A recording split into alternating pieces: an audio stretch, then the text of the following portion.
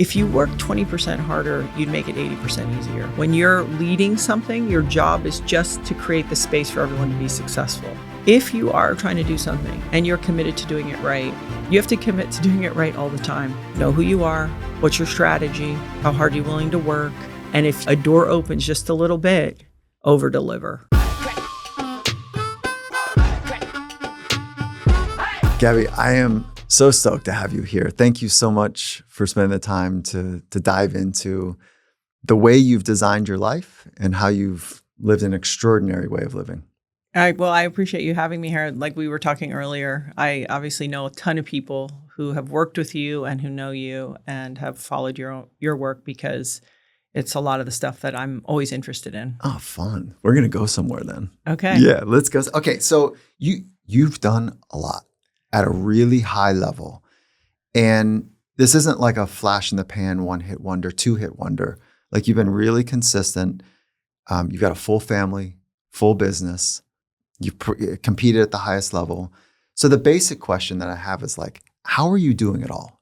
There's a part of, I think, us that looks at someone like you and says, it's so inspirational. And then the other side is like, yeah, but how? Like, I can't do all that. She's built different. She's different. So just generally, how do you think about how you've done so much in life? Well, I think you said something interesting, the word all. I think it's not that I've done it all. I've done different things at different times and maybe tied those together. So it gives you this tapestry of this notion of all. But for example, when I was competing at my highest level, my husband, when I met him, had a small child, but her mother's involved. So there was a child, but I didn't have my other two girls yet. So it wasn't like I like doing Carrie Walsh where it's like time having babies, doing Olympics, traveling. So I was playing ball and working. And, at that time I was doing TV. I called it the side hustle so I could afford to play volleyball. And then, then sort of take on having a family and actually be way more behind at that time as far as like being supportive, nurturing there for my family, for my husband. Laird's career was sort of really going up at that time. So it made more sense. You're evaluating where's the energy best placed right now. And it was actually being first as a mother because it's like, hey, they're only babies for such a short period of time. And it was the thing I felt really good about. And then sort of supporting Laird. And then it was like, okay, the girls are bigger. What does the next thing look like? And so I think it's a question of, for me personally, I think the initial of my success comes from fear. It comes from needing to survive. It comes from me taking care of myself. So, okay, you're 6'3", you can sort of hit this ball, okay, and there's these opportunities, boom. And I loved it. And I loved working hard and being on a team, which felt like a family. So that was probably the initial impetus for hyperfocus. Okay, so first, if I pull on some of the threads, the core is fear? Initially, sure. Fear of what? Well, there was no safety net. Is that I moved out at 17. Family structure? Okay. Sure, out at 17 and pretty much on my own. Or for other reasons? I graduated high school at 17. I went to Florida State on a scholarship. And then by that summer, I was 18 and I moved to New York and started working. Then I gave up my scholarship after my sophomore season. So I paid to play my last 2 years because it wasn't like NIL. Because the NCAAs, if we go to tournaments, I'm in magazines and then they're in tournaments. It was started to become a hassle. Oh, so I didn't know. Yeah, you were really early on that dual path. Yeah, so I paid to play. So you paid your tuition. My last 2 years, yeah. I didn't even know you could do that. I worked it out with my coach, who I actually spoke to today. And what happened is I think she understood my family life was never really that stable. So I think I understood early I was going to have to navigate it. So I think the skill of surveying, maybe being maybe hyper alert, which isn't a good thing.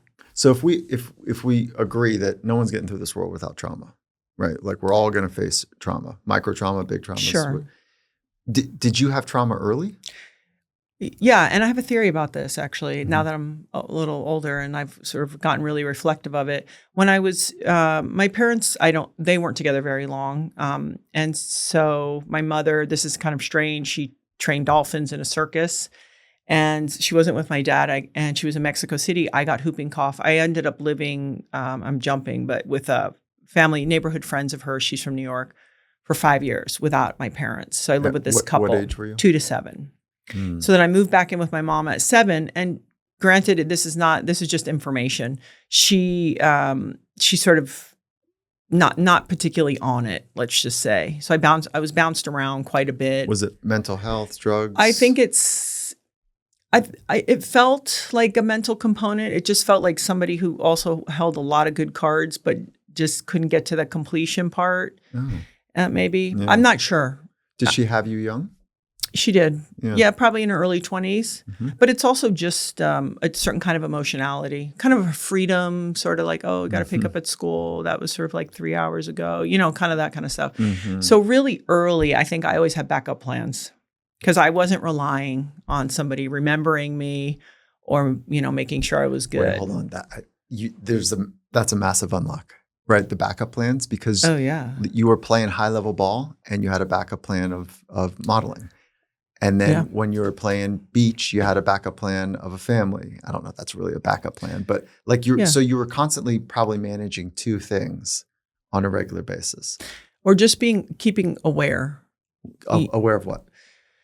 I think it's sort of like, who am I in relationship to the world that I live in? Where do I fit? What am I, what sort of is appealing to me? Where do I think I want to go? That's even really as a kid, right? That makes perfect sense. Where do I fit if from 2 to 7? Oh, yeah. There was and they were lovely, by the way. Yeah, but there's still a jostled experience at a young age when you see, and I think your father died early? He died when I was 5. Yeah. So he died during that time in a plane crash. And kind of the irony thing that was sort of funny and cool is the woman, my Aunt Norette, she since has passed away. I was 5 feet at 7. My Aunt Norette was 5 feet tall. And she was like an overweight Jewish woman from New York, right? And she was tough, but she was very loving and like really funny. And she would say things like she'd take me shopping. They were really broke, and someone would be like, "Oh, is this your daughter?" And this is a lady who sat on my feet when we watched TV on the couch to keep them warm because we were in New York in winter. Like, it was like a cozy. So she was loving, but she was tough. And so she'd look at me. I was this tall kid, long blonde hair, and she's like, "What do you think?"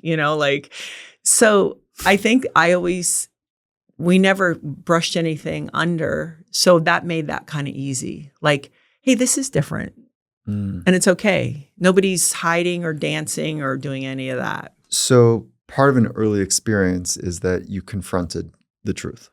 Yeah. And I think when you live in Long Island, New York, they confront the truth. There you go. You know what I mean? Yeah. They'll be like, what, And if you didn't have a whole lot of means, family structure, let's call it super atypical.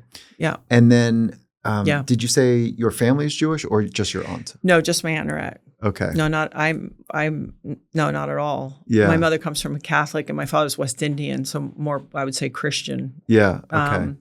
But what I learned was the kind of straightforwardness about what is. And something else happened very interesting for me when I was in New York is I watched 2 people, the couple, they took what life gave them. There was never the idea. This is the aunt and uncle. Okay. That you could orchestrate how you'd want it. These were people who were very hardworking, but you basically took what life gave you. Finding Mastery is brought to you by Momentous. I am really excited about this partnership. After my podcast conversation with Kelly Starrett, he pulled me aside and he said, "Have you seen what Jeff Byers is building?" Now, Jeff played in the NFL for a handful of years, and what he's doing now is he's building a world-class nutrition supplement company whose focus is in human performance. I was well aware, and Kelly put Jeff and I together, and we met over dinner. I leaned in with all of the hard questions, and I left dinner really excited about what they're building and how they're going about it.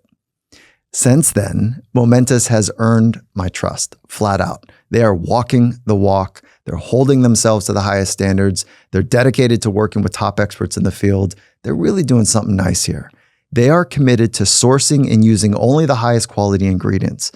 And they invest heavily in rigorous third-party testing. They call it the Momentous Standard, and it's really become the gold standard for the industry.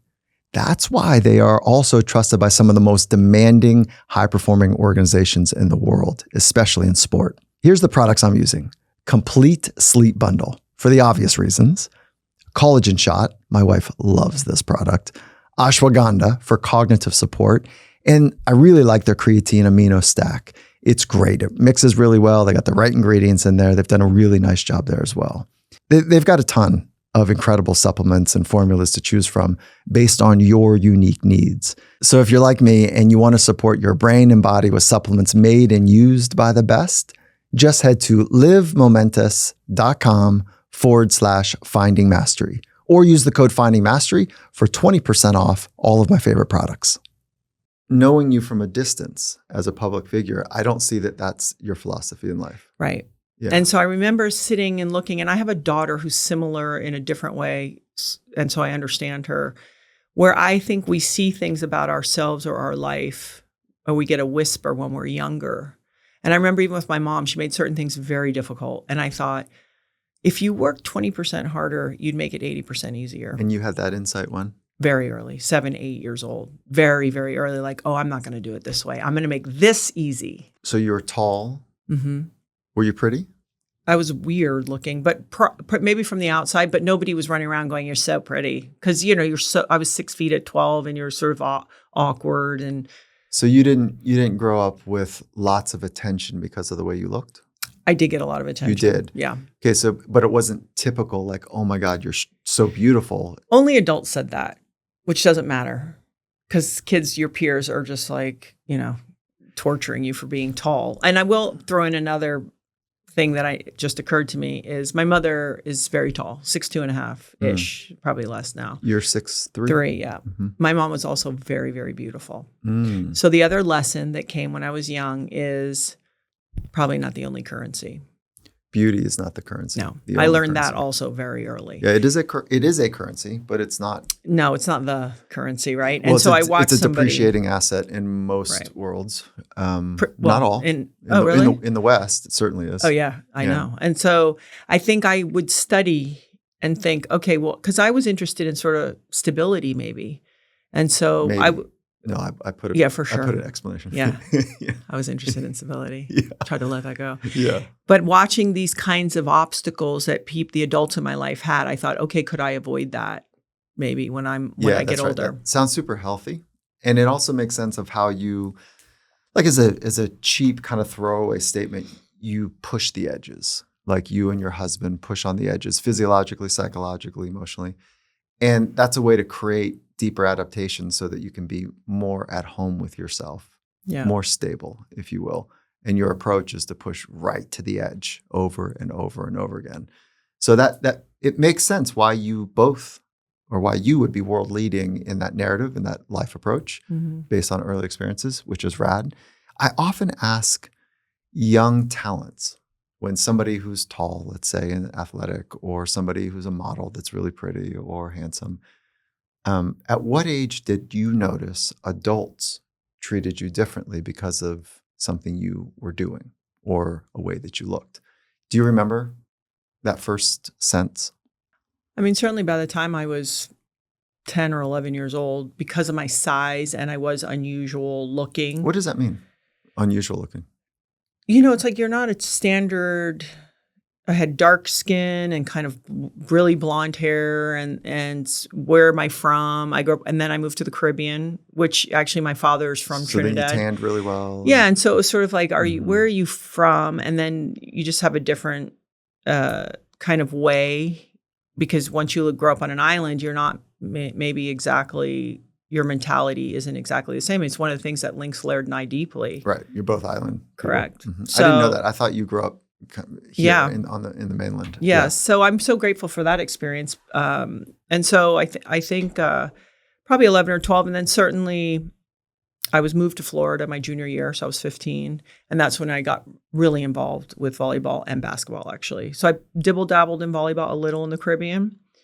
And then when I was moved my junior year, because I think I was sort of rudderless, and my mother, I think, recognized that to her credit, and moved me to St. Petersburg. And I went to a very small school, and that's when I pursued it. And by then I was 6'3" already. Do you have a disrespect for authority or just a disinterest? Authority? Mm-hmm. Oh, that's a new question for you. It's a great question. I always like to think about it, so I answer it honestly. I Wait, think, hold on before you answer it. I'm as interested in how you're answering this yes. because the way that you're doing this right now is probably materially important to how you do serious things. So before you answer the question about authority, I won't forget the question. What did you just do? I don't tend to just say stuff. I believe you. And what did you, right underneath in that private way, what did you do? How do you really feel about that? There you go. Is Like, that right? well, okay. So I interviewed Jim Quick once, and he said we all have a leading question, and I knew instantly what mine is, and it's what's the point? Is always my first question. What is the point? And right behind it is what's the right way to respond? Okay. What's the point? Meaning, for example, what's the point of this question? No, I What's just the like point? I'm just a person who, for Matter of example, it's fact. like going out and like people going out and doing all this stuff. To me, it looks like a lot like theater. Yeah. Like I'm like, what's the point? Yeah. Okay. Good. You know, if like you know, How did that show up in that question the processing of that question? because when I hear the word authority, I really want to drill down on what that meaning is to me. Yeah. There you go. What is authority? Mm-hmm. Because actually, in weird ways, I'm very much a rule follower. Mm-hmm. You know, if there's a line, I'll wait in it. If it's Laird is going, you know, I'll be like, oh my gosh, you know.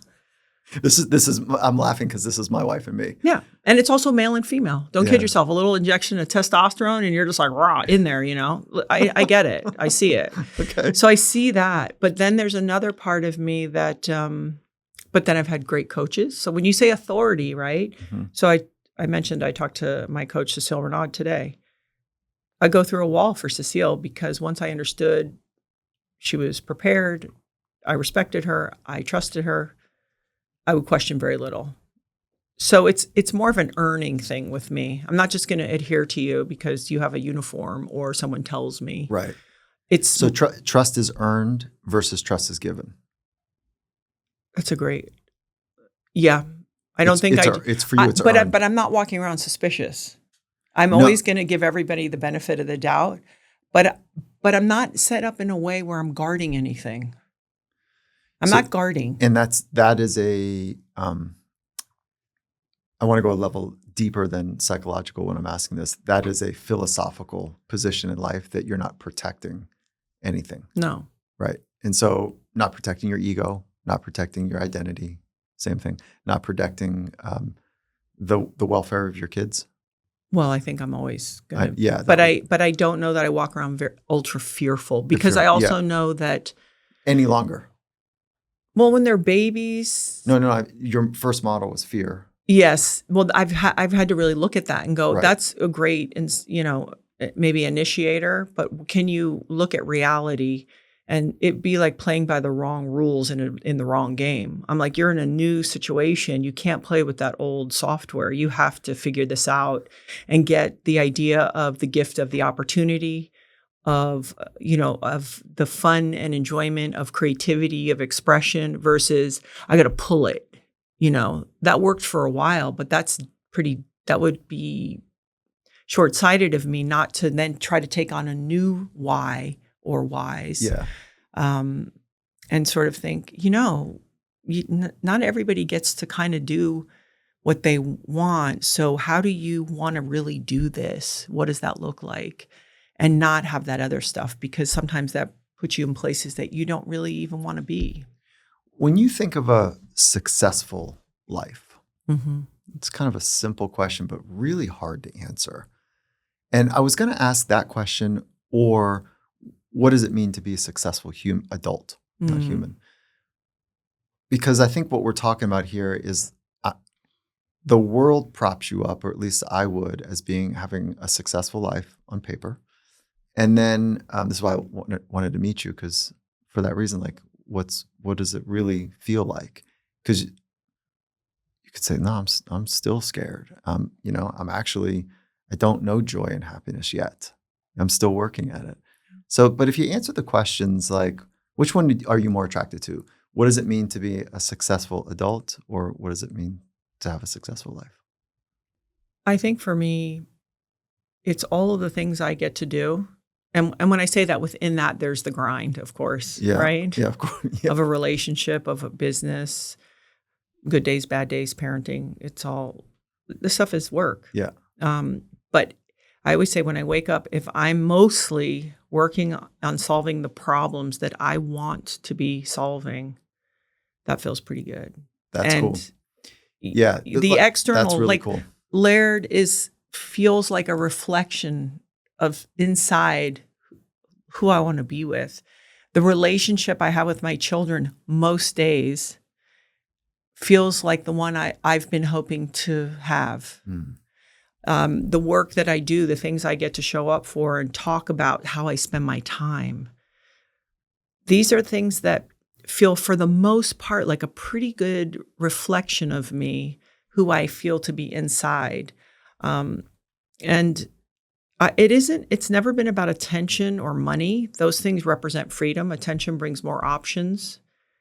I don't, I go more places than not, and people know me or don't know me. It doesn't really matter to me. It never really has, even when I was a lot younger. But you get attention because of what you've done and who you are. Yeah, and sometimes I don't. I use that. That to me is merely an opportunity where I go, hey, I'd like to interview that person. I'd like to work with that person. It isn't like I have attention. It's like, okay, what does that mean? It's like, hey, that just gives me a different freedom. So ultimately, I would say it's that freedom, the freedom to work the ways I want to work, my own schedule, my relationship.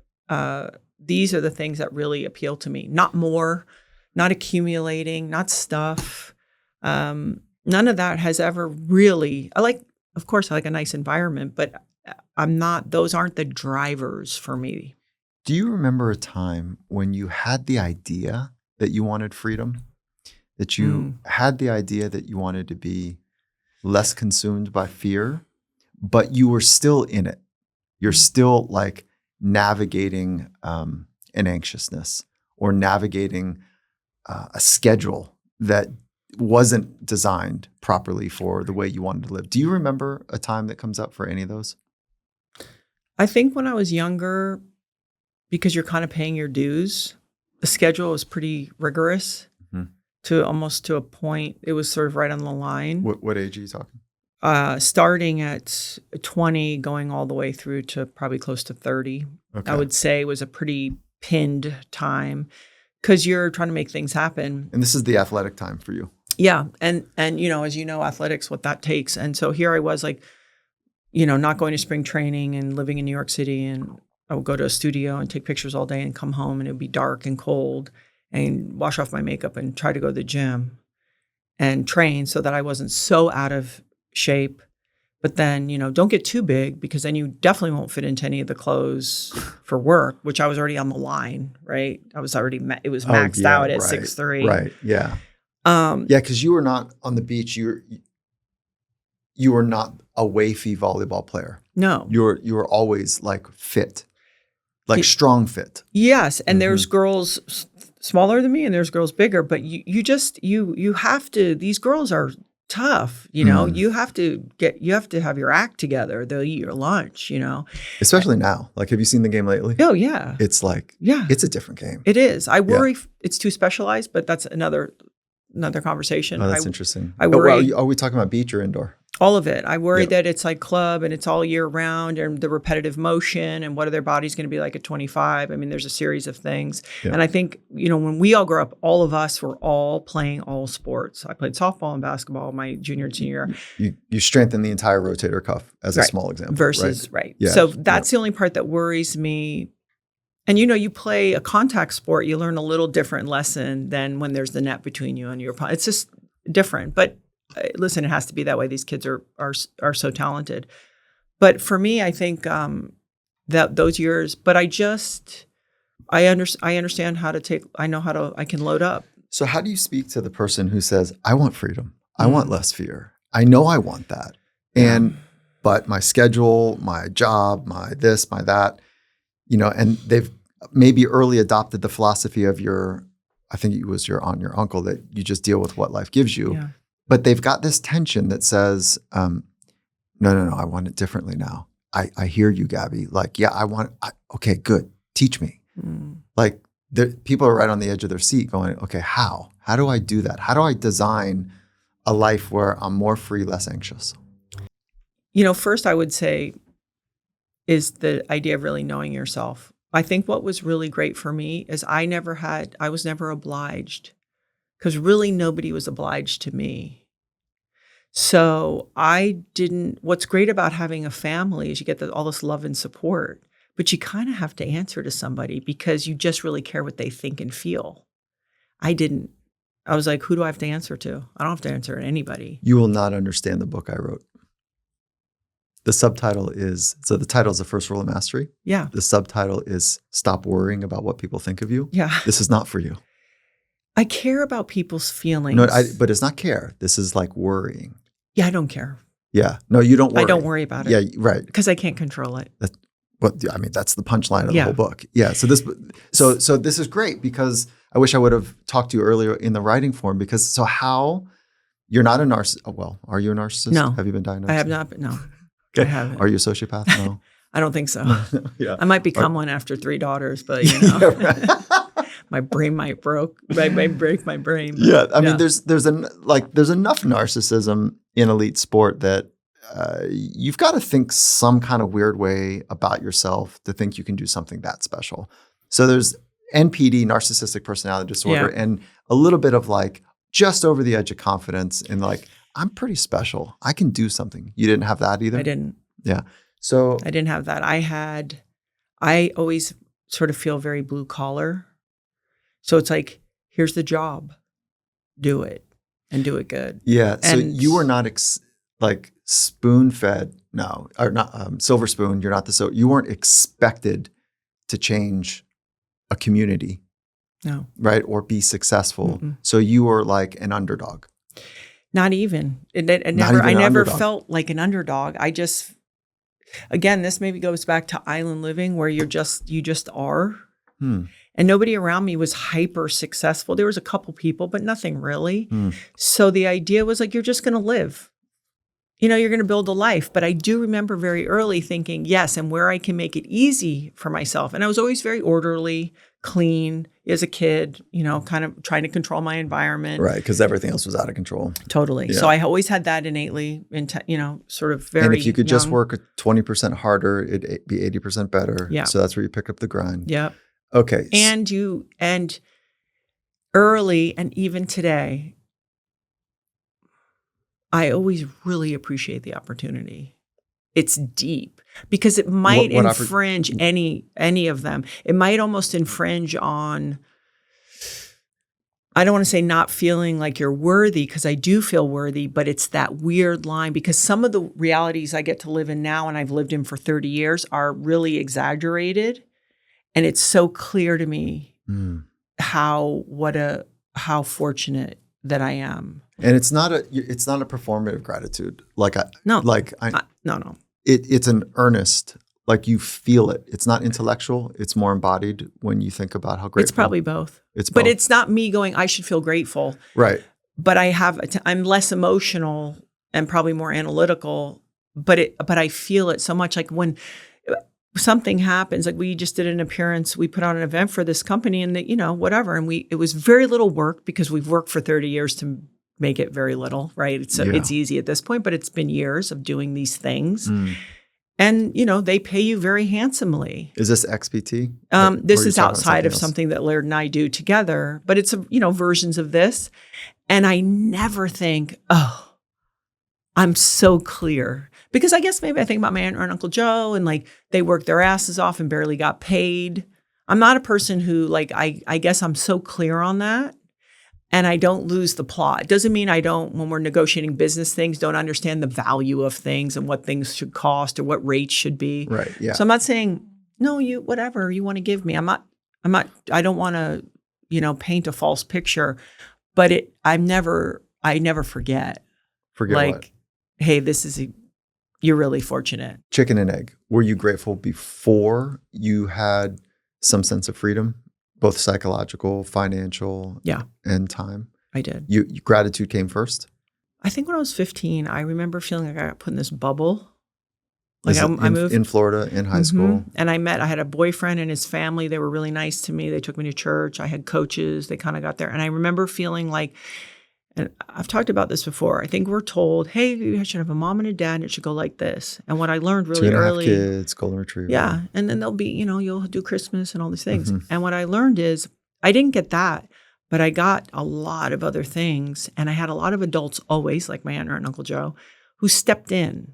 So even though it wasn't ideal, it wasn't even people who look like me, I somehow, by the time I was 15 or 16, started to go, it's not ideal. It's not Leave It to Beaver. And you're stressed out in a different way about security. But there's some you have a lot of assistance and a lot of support around you. So I remember feeling like my junior year, I sort of got put in this bubble. It felt really clear. I mean, I lived my senior year. What kind of a safety bubble? Yeah, like Mhm. maybe it would be it would almost be like getting put into, a protective bubble. A protective bubble. Yeah. Yeah, cool. So Okay. I was grateful. Like if I could be on the So that- team, I'd have a coach. Sometimes he'd take me to eat after practice because I'd be hassling with my mother. And he's You're like, like, this is great. he's I like, get it. he'd Okay. go, daggone Gabby, just get along. And I just be like, okay. But I remember inside feeling like, you're lucky this person's spending an hour with you There you go. and committing and Okay. investing in you. So gratitude came before Always. the freedoms that you had. So there's a little bit of a clue there maybe. And if you're speaking to, you're holding an emblem, whether you know it completely or not, for freedom and both in time, in probably finances, but we haven't got there, but definitely in fear. There's a freedom from that you have. Mhm. And so like, let's go right back to like, how old are your kids? I have a 16-year-old, I have a 20-year-old, and I have almost a 29-year-old. Yeah. So I was thinking like a 25-year-old or a 29-year-old. Like if you could speak to like almost like one of your daughters who Mhm. didn't live with you your whole life, but that age, and they say, I want more freedom. I feel anxious and I want more freedom. And it would be too trite to say, just be grateful. It'd be too trite, but it would be an important one. Yeah. So how would you speak to that person? See, I think this is where I am confusing because I am very rigid in so many other ways. So it's like, know who you are. What's your strategy? How hard are you willing to work? When the door opens, over-deliver. Like in certain ways, I'm so kind of forceful and rigid. Wait, hold on. Could you say those again? Yeah. So you can, again, knowing who you are, what is it that you like? What's your strategy to get there? And if a door opens just a little bit, over-deliver. Okay. So those 3 steps, the reason I asked if you could say it again, because I didn't know if you were just riffing or those were really deep principles that matter to you, or you have great recall. So I have probably good recall, but it's just stuff I've thought about a yeah, lot. right. And I so- don't do talks where I give those 3 points, if that's what you want to know. No, yeah, good. Okay, so I think this is now a bigger indicator of how you found some freedom. Know who you are, and I'm going to triple tap that. Like when you know who you are, nobody can take it away from you.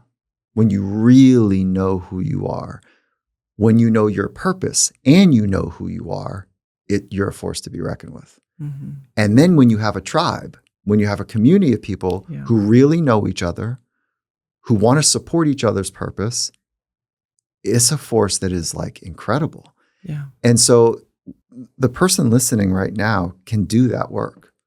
They can go to work to really know who they are and to be very clear about their purpose, and then be in a tribe or a community of people that are going to take care of each other. Yeah. Like that's totally possible. So how did you come to know yourself? I've gotten to know myself through, well, certainly, let's just start with athletics. Man, talk about some really good pressure. So, and I don't mean Yeah. this in an unloving way. Surviving my childhood, you weren't going to, even as a kid, I think, and I have one kid who's most similar to me, and I see it in her. You couldn't leverage me. You couldn't negotiate. You couldn't threaten me. Didn't matter. You weren't going to change how I saw anything. And I'm talking like little kid. Were you hard to reach? No. Easiest person in the world if I have a rapport with you and I respect you. But if you're trying to sell me or manipulate me or be passive aggressive or do any of that, it's not going to work. And did you have girlfriends? Yeah. You did. I did. Yeah. Because you have a different energy than the boys play in one sandbox, girls play in the other, right. Unfortunately. Yeah. And we learned some really ridiculous lessons in these separate sandboxes. Yeah. And like I know. Yeah, I mean, maybe it's going to get better. I feel actually there's a little side narrative. I feel like it's getting worse. I don't feel like we're getting better at this.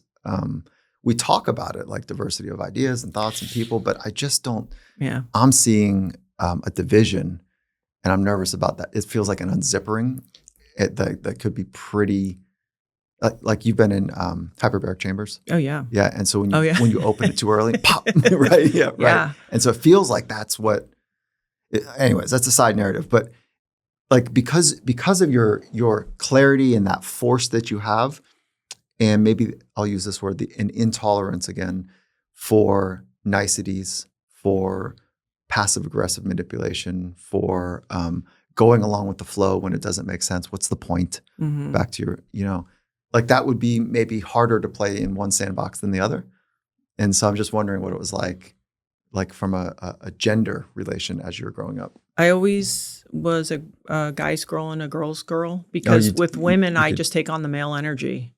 Yeah. So it's no problem. Yeah. And if they get silly and I go, you're being silly, they're like, oh, Gabby. Like I'm not offending them. Yeah. And I don't get wild. Like I'm not, I'm just going to be like, are you serious when you talk like that? And they're just like, like there's no issue. So it's always been good. But I also think it's something that I refined once I got away from athletics. I had to placate being on a team and then try getting attention and being on a team. There was a lot of dynamics I was trying to manage. Yeah, that's actually a tricky one. Yeah. Right, when it was Mia Hamm. You and Mia Mia we were the same exact time. Yeah, you and Mia probably had that same challenge because she was one of the first that was like, wait, well, and she's one of the best I ever played. Well, and she shut it down. I knew Mia very well. We're exactly the same time. Yeah, and similar. You live in similar geographic areas, so it would make sense as well. But so she would shut it down. Both Mia and I were with Nike at the same time, and I would just see her do interviews and say, "Well, it's a team sport." And I didn't shut down kind of the external attention because I understood it as important, not only for me and what I was trying to accomplish in my business, but for my sport. And so I always did pretty well with my teammates. It was usually, some of the other people on the tour, but with Mia, I just used to see her almost not only shut it down, but kind of shrink on purpose until she played. And it was always really interesting to witness because I was uncomfortable, but she looked uncomfortable when in those environments. Oh yeah. I hid it more. I think that I don't know, you guys wrestled with the same stuff, and both of you are really important for like female power. She's like, listen, I know you want to keep passing the ball, but I'm here to score. And you were like, yeah, I'm going to model and be a savage competitor. Like that, there's something really special about that combination that was rare. And so, yeah. It was there. And actually, I hate to say it, it was sort of like all hands on deck. What's it going to take to move the sport ahead? And it was like, great, that card, we'll move it up 0.5%. Let's do it. To me, it was just, women's sports is tricky unless you're a tennis player and you're really good at tennis. The rest, it is a hustle beyond. And I have a whole bunch of theories about it. Who inspires you in life right now? Laird inspires me in a way because I see behind everything, and I haven't seen anyone who's more dedicated to what they do. I just haven't. I mean, McCaffrey is very dedicated to what he does, but he's like 27 years old. And obviously Laird can do it longer, but the genuine love and willingness to just pursue this thing for real, not because anyone's watching. And then to be willing to show up. So you're trying to be the best and to really show up, change light bulbs, drive kids to school, really show up in all the unsexy ways. I've watched it for 28 years. So I am genuinely, I'm inspired because I know all the flaws. I know all the cracks. And it's like, no, this person is trying to do good stuff. How well do you know Carrie Walsh Jennings? I know Carrie very well. Yeah. Yeah. Carrie has very well. She has spoken so highly of you for so long that and I see what she sees. Oh, well, she's a whole other killer. Oh, oh my God. Yeah, she's a killer. In it. Like she is gnarly. But you can't do 5 Olympic games, medal at every one, 4 golds and 1 bronze, and be casual about anything. And people don't know the price for that. The deep, deep price. Yeah, that's right. Yeah. Sounds like you do. I just had a different way of doing it. Which was? I just wanted everyone to understand I would work harder than them. I was going to earn it. You weren't going to give them any room. I was going to just try to hit every mark and do all the stuff. And I should have just said F off and just done my job. I'm doing my program. But I was young. Listen, I turned pro at 22. And again, you go back to appreciating being there. I was very late to the game. Volleyball? Yeah. I wasn't Carrie, who was groomed her whole life. Carrie Walsh Jennings. Yeah. I was so late to the game that I'm like, what do you mean I get to play that? Like when I went to college, I had 8 freshmen out of 12 when I came in to Florida State. Okay. So my coach was like, oh my God, some of these girls have to actually play, right? Yeah, right. Yeah, right. We're like, yeah, okay. Yeah, right. If you would have seen me at 2-a-days at 17, you would have thought, which one of these may not make it? And I have records at Florida State that still stand. You would have definitely not put your money on me. You would not have. No.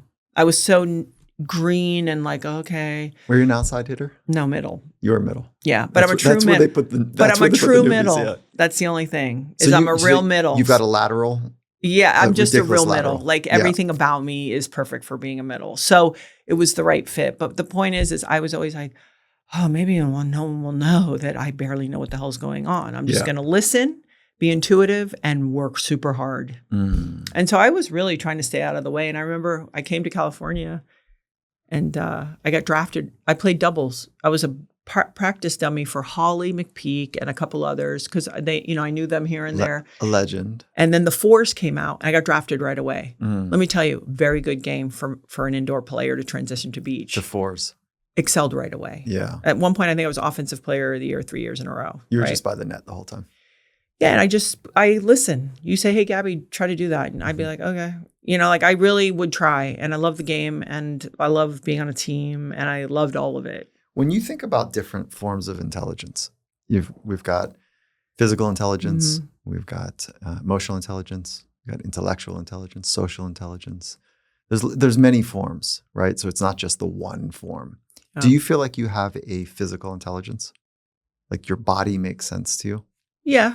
I wouldn't say I'm around a lot of heavy duty athletes. Yeah. I would say I'm a good athlete. Okay. So you wouldn't say that's where my genius lies? Not even close. Okay. Would you go emotional, social, intellectual? I think my emotional and social intelligence is pretty high. Yeah.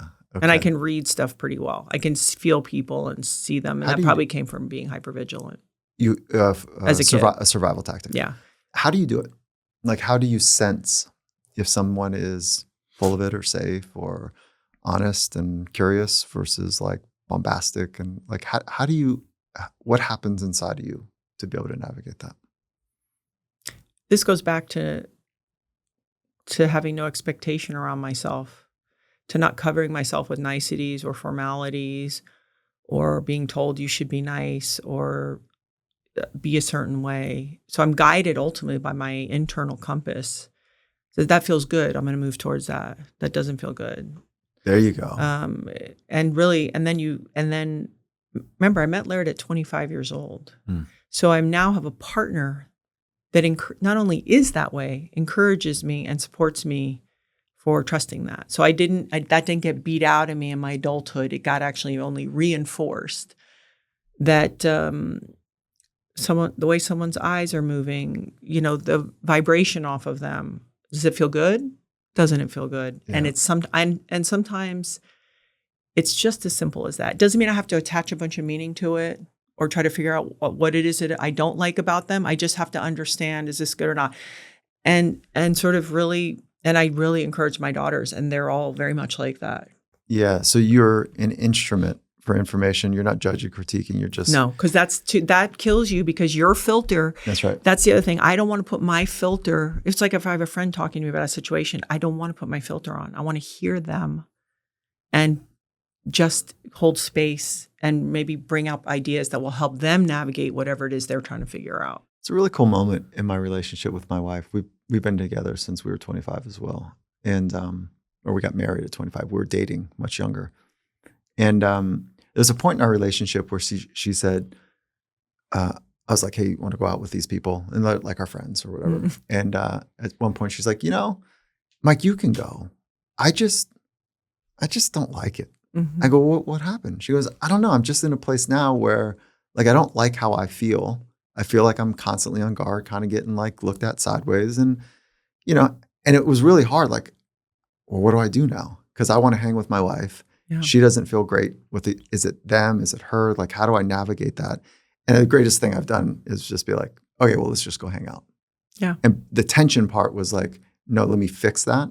Let me try to. And so what you just said that Laird did for you early on was no, keep listening. Keep listening. That's really cool. Yeah. So I think I was already, that's probably part of why I chose him, right? Yeah. Is right. because he is that, he's very much in his natural self. And so that's been helpful. Are you in your natural self? Less. Than him? Or Oh yeah. He's so brave, and I don't mean on waves. He is. Emotionally, he's way braver than I am. He is so faith-oriented. Again, I do think some of it is masculine, sort of not overthinking things down the road, but someone who's spent a lot of time in nature, has a relationship, even sort of a spiritual relationship that is really truly faithful. I've seen it in play, and it's somebody who also will just show you perfectly, and even if it's wrong. See, that's the other thing is is it pride? Is it ego? I don't know. It's probably pride. I never wanted to get caught being I used to joke, Laird taught me to apologize. I never wanted to have to apologize to anyone because I didn't trust people. I didn't learn how to apologize till I was an adult. Oh yeah. So you go to somebody, hey, I blew it, I'm sorry. And they go, okay.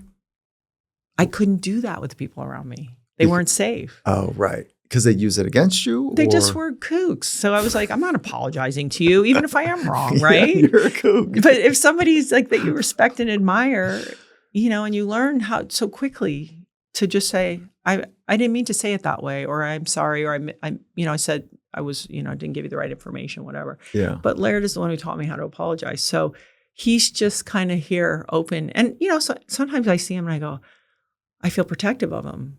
Yeah. And I'm like, you're very transparent all the time. And he's like, I know, I'm free. Isn't it great? And I'm like, but sometimes, I'm like, I want to remind him, sometimes you're in a public, you're a public person and you're in these environments where it's yeah. And how do you guys manage? I want to go back. I'm not losing the thread on how you develop that sense of self. You're basically your philosophy. It's the leaning in, number one, just moving towards things, but knowing yourself, because you have to be in reality also. So I could say, I really would like to be a singer. I'm not, but I can't sing.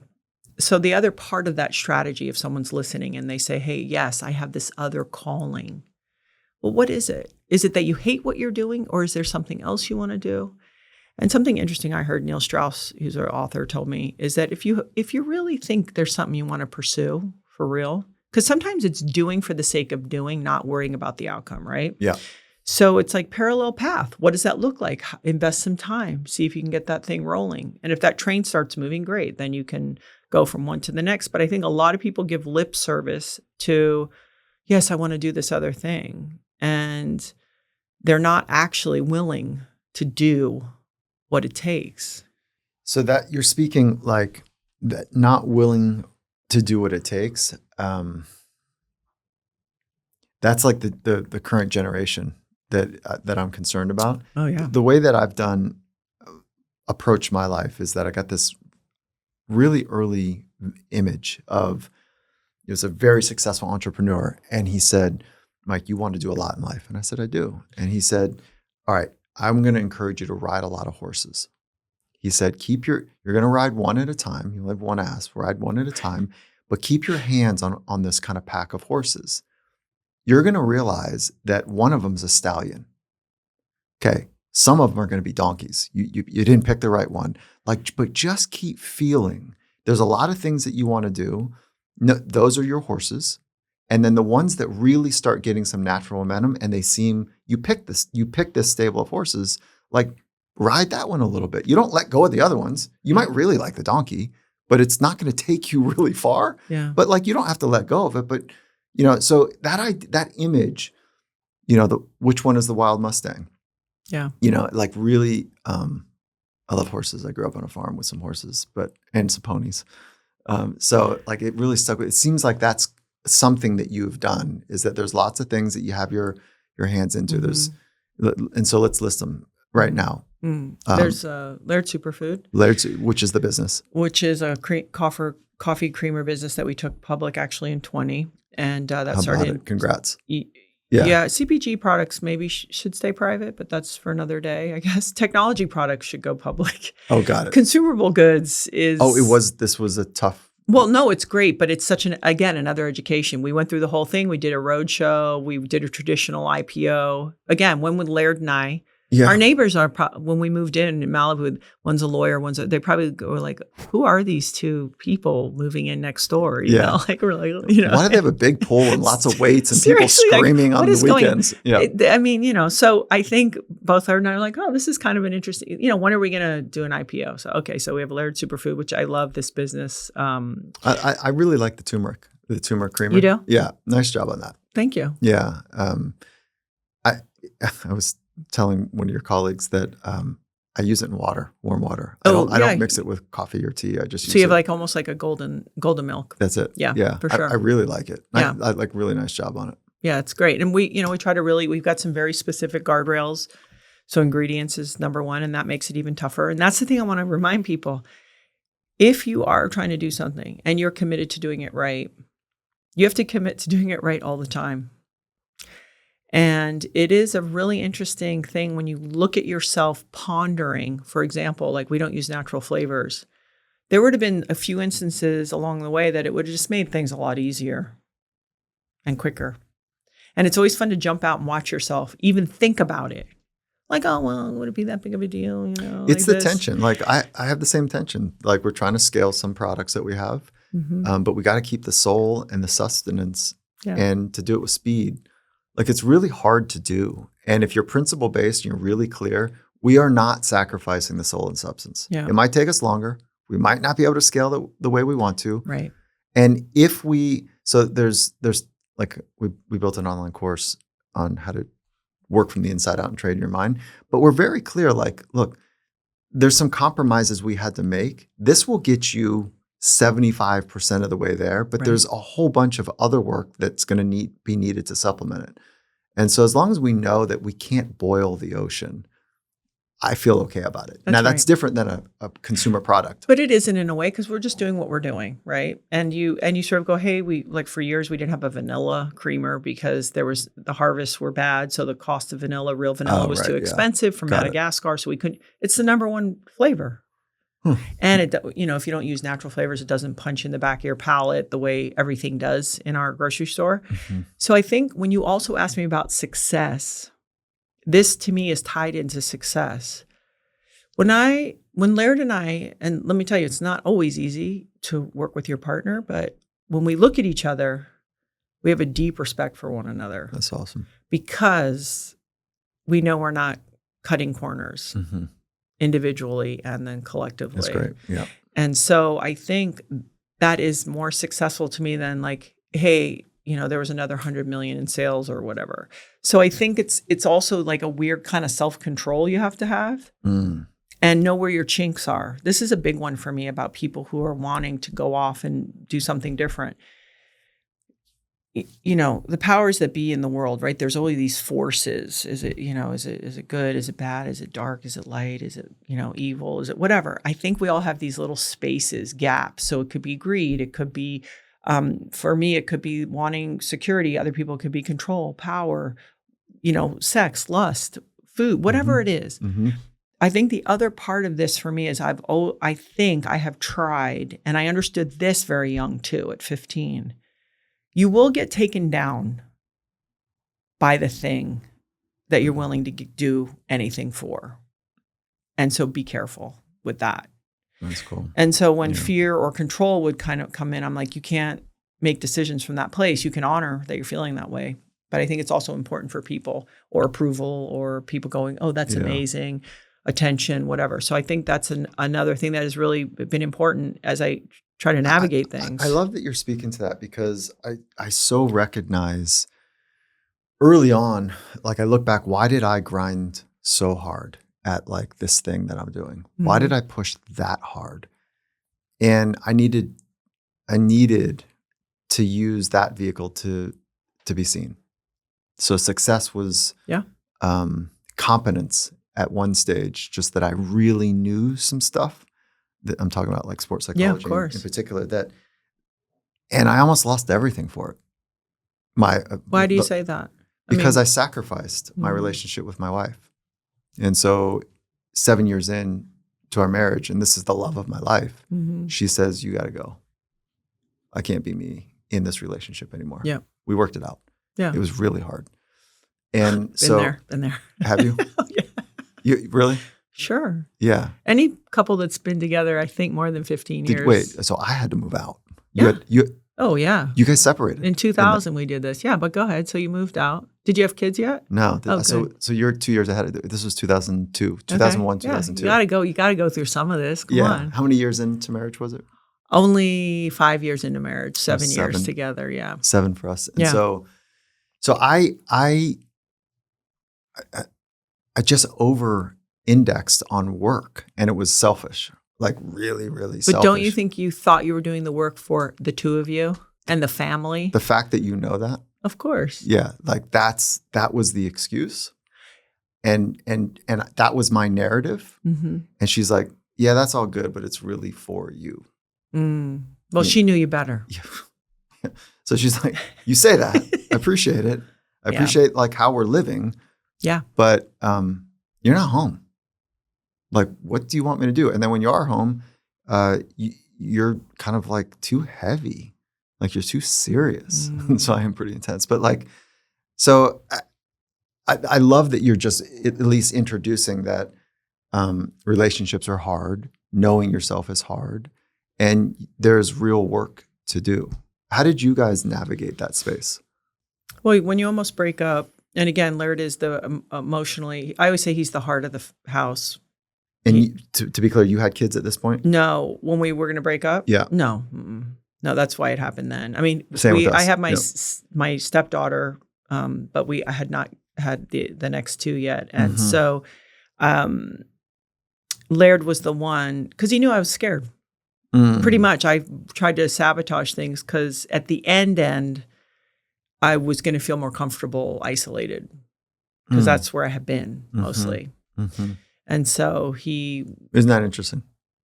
Yeah. Yeah. And he said Let me to go back to familiar. Yeah, of course. Yeah, right. That's safe somehow. And it's the thing is loving and then having a family. It's all risk because you love them so much. Love who? If you have kids or your partner. Right. Yeah. So it's all risk. They could leave, they could die. Like it's just risk. And so for somebody like me who's like, yo, I've been through that. So I chickened out. And I wasn't a great, I was always stoic. I wasn't combative. That's not a good formula, And so Laird, we broke up. We lived in different places, easy to do when he's from Hawaii and I was in California and we used to go back and forth. He just went to Hawaii, I went to California, easy. And he came through and he sort of basically in a nutshell was like, are you, do you want to try or not? Are you like sort of done with this that you're doing?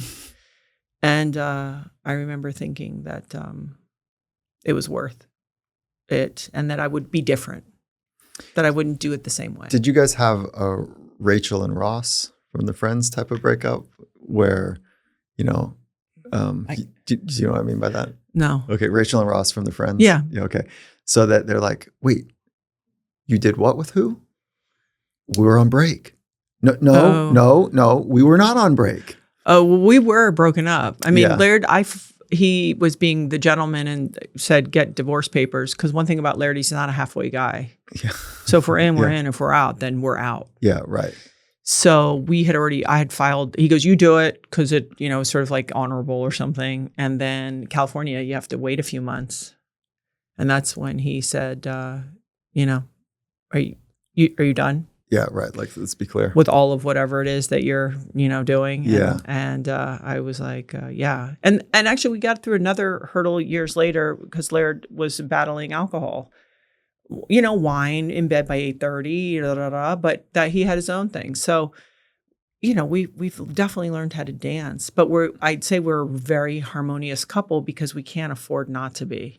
How do you manage the public life? Like, you're both public figures. And is your relationship public? Like, we're very transparent. Like, I've written books and stuff because I'm not gratuitous. So I think there's a line of like, of course, privacy, but I don't like when if you do interviews and people go like, how are the girls? And I go, oh, amazing. It's like, hey, I don't know. I'm a parent. Like I'm upside down every other day. Like, of course. Mm-hmm. And that's what it is. But I think both Laird and I are not really interested in false advertising. We're trying to balance it as much as we can about being truthful about who we really are, even in forward-facing ways. But of course, with keeping what are some of the things that private. You have brought forward that you feel are important for people to know so they can live better, but that was really hard to bring forward? About the marriage? Yeah. Well, certainly that we almost got divorced was not easy. I don't think that that's hard. I think the alcohol was hard. I mean, not as much for me. I think Laird, because he was literally performing at one of the highest levels at his sport, and wrestling that. And I think he went through a series of like also feeling guilty for being successful because he wasn't groomed for that. So I think he had a weird kind of shame for somehow, being celebrated. Yeah, and especially in the surf culture. So I grew up surfing as well, and so definitely knew all of that he's doing. It's a weird little thing. This is what brought me to sports psychology, is that he'll recognize this, and so will you. There's the core surfing and then competitive surfing. Yeah. I could do it in the core thing. Like, just go put yourself in a heavy situation. Don't talk about it, Yeah. But then as soon as you've got stickers on your board, you've got people taking pictures, you've got judges or critiques or whatever, that's a whole different thing. And there's an ostracizing from that culture if you're getting attention. And he felt it at like 10x of what I felt it, but I know exactly what that's like. So there's who do you think you are? Well, and also you have to remember the thing about Laird that's so interesting is Laird is literally one of the most loving people that I know, but he is definitely not a politician. So when people don't realize, like, when Laird goes to surf, that's all, like, even if he goes out, he is going to be very polite to people. He's going to let people go and do stuff, but he's going to go and try to catch as many waves as he can because he's also there to train. Even right now, he is not there to yuck it up and hang out. And it's so funny when I realize that about him. It's like, paddle, go in, paddle, catch a wave, paddle, come back. Like, if it's down, he's out. And then you take big waves, you talk not competing, you say, hey, I'm going to go do my own thing. Oh, I'm doing this weird thing over here. We're going to tow, we're going to stand up paddle, I'm going to foil. He's such an innovator. So he's more of an artist. Yeah, for sure. But he grew up a haole in Wainiha Valley in Kauai. So he's around some of the toughest guys. He was the odd kid out getting punked, bullied in a really aggressive way, if you just take the haole thing into consideration. Yeah. So he had to be tough. This kind of other layer that can be misconstrued because he sort of feels, I think, he has said to me many times, there's a lot more waves I want to ride. So he's a guy, it's that and his family. And then he's occasionally obliges us all with like, hey, you have this meeting, you have a board call, we're going to go do the shoot. And he's like, okay. Okay. Yeah. But that's what he's doing. I got a funny story about you guys. A friend of mine just yesterday, he didn't know that you and I were going to meet today. And he sent me a text and it was him and Laird and they were sweating. And so this gentleman he's 6'9". He's a huge human. And amazing. He's a professional. And so he said I had a great day. He assumed that we knew each other just because of surfing. And I said, that's awesome. You know, I'm actually meeting with his wife tomorrow. And he says, I was going to sign up for her program, but I was afraid to. Yeah, I know. Sometimes. so you scared this 6'9" alpha competitive like. I try to be very loving as a coach. Yeah, well, you didn't send that signal to him. Somehow he was afraid to sign up to. Yeah, that's good. Yeah. I think that's good because my whole thing is to deliver information in a very androgynous. Because it's interesting learning to coach men as a woman. Yeah, there's a very specific way to do it. It'd be the same way as being a female boss. It's not personal. I'm not going to wait till I'm upset to express myself. I'm going to nip it in the butt right away. It's going to be pretty matter of fact. And also what I've learned is I don't need to press harder to exert my will. When you're leading something, your job is just to create the space for everyone to be successful. And I think when you come with that tone, they know that. I'm not just there trying to exert my will. I don't care about that. I'm just trying to control myself. I even have it with my kids. I'm not trying to exert my will on you. That doesn't work. I'm going to try to be a good example. But when we get in this space, this is what we're doing. I'm just here to make sure this is how it happens. And I'm on your side. And I think once you learn that, and being tall helps, when you can put your hand on someone's shoulder and go, can we do it like this? Or we're going to do it like that? Great. Just super matter of fact. And that has really helped me. Being around all these men has certainly helped me. And being around sports. What do you do in that framing? What do you do when your kids, I don't know, they're not taking care of some basics? Like, well, I mean, we could be specific. Yeah, like sure. They're putting their dirty dishes in the sink and they're not, okay. So how do you help navigate that? Well, obviously they're at a different age. Sometimes at this age, I'll be like, are we still really talking about this? But I mentioned Byron Katie early. One of my girls went through a really hard time many years ago. And I went to Katie because I needed new tools. I did. I just didn't have enough tools to. She's rad. Yeah. As a meditation teacher, like as a beautiful soul. Yeah. Just the framing of things. And for whatever reason, it really clicked with me. And, someone likened it to this. I'm a hammer. I can hammer down, hammer through. I'm good all day long. And then it's like, yeah, but you got to wash the windows. Like you need a new tool, dummy. It's like, okay. That's great. That is, okay. She said that or somebody said that? No, somebody mentioned that. And really I thought great. that resonates with me. So I went to Katie and she said to us, sweetie, the good news is to Laird and I about my daughter. And it was some pretty heavy stuff. She's either going to choose to do it or she's not. And she goes, and you know what the bad news is? She's either going to choose to do it or she's not. So I think there was a moment for me as a parent where I thought, I'm going to listen, and we're going to, especially when they're young, have some basic boundaries. As they get older, good luck. I'm going to listen. I'm not going to solve your problems. I do ask permission to ask questions or to make a suggestion. And sometimes I get shut down. Sometimes I don't. And I'm going to be the best example. Use the word adult earlier. I strive. I would like to be a good adult.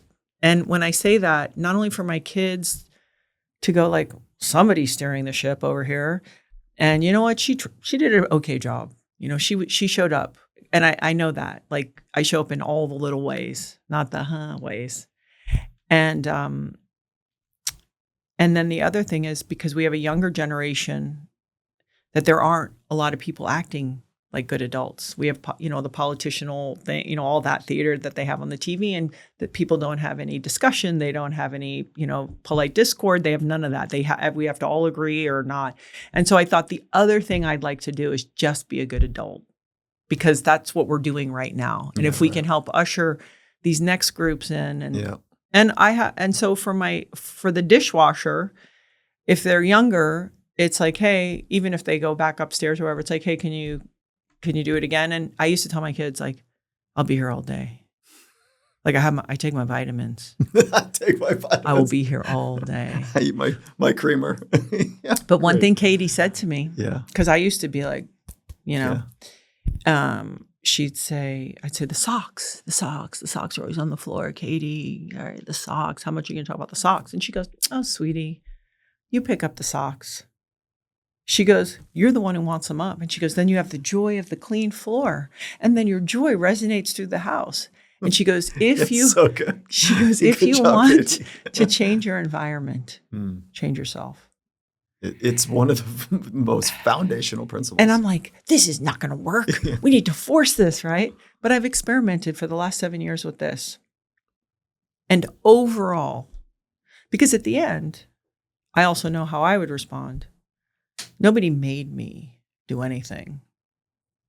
And so sometimes I'll ask my girls, I mean, my youngest is the only one that I have to have these conversations with. Is it reasonable what I'm asking? And she'll say, yeah. I go, then can we fight about other things and not this? Yeah, right. Can we use this energy for something else to disagree on? My wife has this very similar approach where she says, does this seem reasonable? And like Grace and my son will say yes. And then she'll say, let's not be average and just keep fighting about this thing. That's it. Right? Like, let's argue about other things that are more complicated. Pick juicier things. So like, you want to stay out till what time? Okay. Right, you know? Yeah. So I think for me, but that started a long time ago. That's cool. That foundation with them. But it's still a thing that kicks my ass every day. It is legit a real job. And I love them so much. And they make choices I would never do. And I'm like, ooh, that's going to be so hard. And I have finally accepted they will do it the way they're going to do it. And so all I want to do is encourage them then to do that the best that they can. As we're rounding third base here, like, what a great conversation. Like, thank you for the way that you bring yourself into this conversation and the thoughtfulness of how you answer the questions authentically your way. And I'm wondering if you've got a couple quotes or lyrics from poems or songs or whatever that just kind of leap forward in this moment. It could be your quote. It could be somebody else's. No, one of the quotes that kind of floats around our house kind of monthly is never let your accomplishments be greater than your dreams. And I think for any person living, we're here so short and we're all striving. I want to be the CEO. I want to be the all-star. I want to win a world championship. It's so fleeting. And once you hit it, it's like, okay, now what? And how are you going to sustain it? You're going to do it again? Weren't you that volleyball player? Sometimes success has its own kind of bummer when you go, well, that's over. And now I'm doing something else. So I think for me, the quote, I like that quote, is because if I can just appreciate and learn from what I see in the rear view and be like body of evidence, like, Ryan Holiday talks about, I know I can learn something new. So it gives me that confidence. And, that was great. That was fun. But to actually keep paying attention here so that I'm in your body, keep creating. In your heart. Mm-hmm. And so that you're not like, my best years were behind me. It's like, hey, this is an exciting time right now. We're just getting going. Yeah, and I'm not 25, and that's all okay. I don't jump the way I used to jump. How do you deal with the depreciating asset of the youth? Beauty? Yeah. Oh, beauty. Yeah, I don't know. It was a big part of your identity for a long time. Yeah. But it wasn't. It was the. I'm not saying it's not now. No, I'm not saying you're not beautiful. I'm not sensitive. Don't worry. Yeah. No. I want to be really clear. Like you had a lot of attention. Yeah. For that part of you. And it never landed. You still get it. It never landed for me. So it never. You didn't metabolize like. Nah. I understood it. I played it like a chess piece. It was more shrewd and. It's probably a pretty significant thing for you. What? To not have to deal with it as a. To not have it flash in your face at some point. Do you want to know the best line that people will say to you? And they don't mean it. Yeah. And that's other great thing. You still look pretty good. Oh my God. for your age or whatever. Yeah, for sure. Tag is, yeah. It happens all the time. It's not about me. Yeah. And that's the other thing I've learned. what people pull off of me is they're pulling what interests them. It's not That's about right. me. Yeah. Right. And so I'm okay with that. I think strength and a little bit of wisdom, contribution. It's like I used to joke, and this frames it up pretty concisely. I have guys that I work with, and technically, I never have anyone who works for me. But let's just say technically, in the hierarchy, they worked for me. And they're younger in their 30s or whatever. And I'm like, I could care less if they want to sleep with me. I'm their boss. And I'm not here. I did that. The biological signaling over here, shiny hair, do the thing. I have the girls. They're here. Yeah, right. And as long as Laird is engaged and interested, that gives me a lot of power. That's it cool. isn't about, I need Laird's approval or desire, but it does elevate and bring me so much kind of confidence to go, hey, I have somebody who is, their eyes twinkle and they do, sort of seem interested. Yeah. And so, and it is what it is. Like Cool. Time is rolling. What are we going to do? And I think that's another thing I do very well, meaning I'm not going to fight things that you can't fight. Yeah. Right. It's like gravity, time. Like, what are you going to do? Yeah. I'm not going to torture myself. Amen. I've loved this conversation. Thank you so much. I don't know if I gave anything to your audience, but I would suggest if they really have a burning desire to do something new, get that strategy. And like you said, sort of navigate all those horses. But I think people think that you're just successful every day. I'm successful so seldomly. I really am. I mean, every day is just trying to tape the pieces together. More like time bound. Was this conversation? Were you successful in this conversation? For me, I guess it's if I bring value. If I didn't bring any value, I don't want to waste anyone's time. So how would you know if you were successful? I wouldn't. I would just say that I would show up and try to be as present as I could be in this moment, and then just let it be. Yeah, that's such an easier way to navigate. Like, I did my job well. I was present. I navigated. I listened to myself. I didn't get run over by the lights or the questions or the pace or any of that.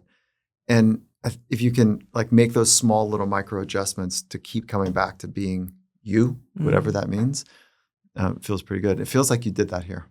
Oh, good. Yeah. Well, come on, your questions. You probably make all your guests look very good and thoughtful. It's just I'm curious about like how you're really ticking. And if you're not going to try to prop something up that's not real, then it's really easy. Yeah, no, that doesn't work. That's a house of cards. We call that painting yourself in the corner. That's exactly what it is. And I don't want to live there. No, that is a nightmare. It's very clear that you're not doing that.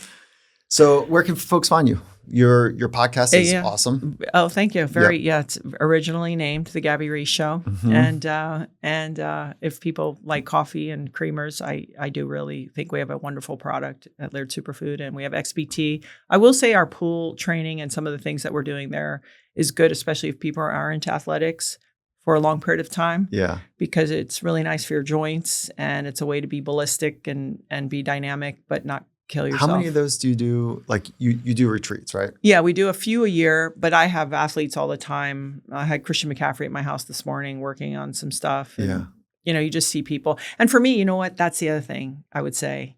Always have people around you that inspire you and teach you and keep you connected to the world, because I think it just makes life a lot richer. So I see people that are really working hard and trying, and I'm like, oh yeah, that's good. I've worked 5 Olympic Games with athletes, been around best in the world in every sport. Seattle Seahawks, the NFL for 9 seasons. Yeah. He stands out amongst the ones that move. Like I haven't seen, it was him and a gentleman named Percy Harvin. I don't know if you know Percy's like as a wide receiver, but watching McCaffrey just warm up. Yeah. Well, that's it. It was like on the sideline, it was like 32 adult men like going, whoa, that's it. The art. Yeah.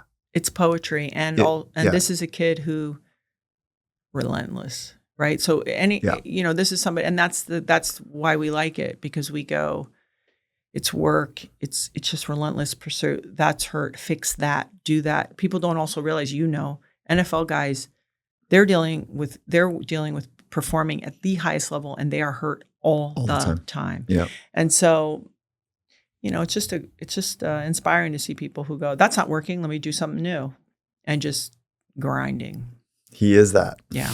He's so graceful So the way great. he moves with all that power. It's like a supple power. It's totally. like really cool. Yeah. All right. Okay. So the Gabby Reece Show. Yep. Social. Gabby Reece. Reece is REECE. And Laird Superfoods. Yeah, Laird Superfood. I mean, listen, if people, I could bore you, but that will help you every morning. Yeah, I have it. You know what where I use it, like midday. So I don't Really? use it. Yeah, I use it midday as the kind of caffeine, but I want something warm. A little treat. Yeah, it's really a good treat. Yeah. Well, thank you for your time and for your that's awesome. thoughtfulness. And I really appreciate the conversations that you're having here. Yeah, awesome. Yeah. Thank you. Thanks.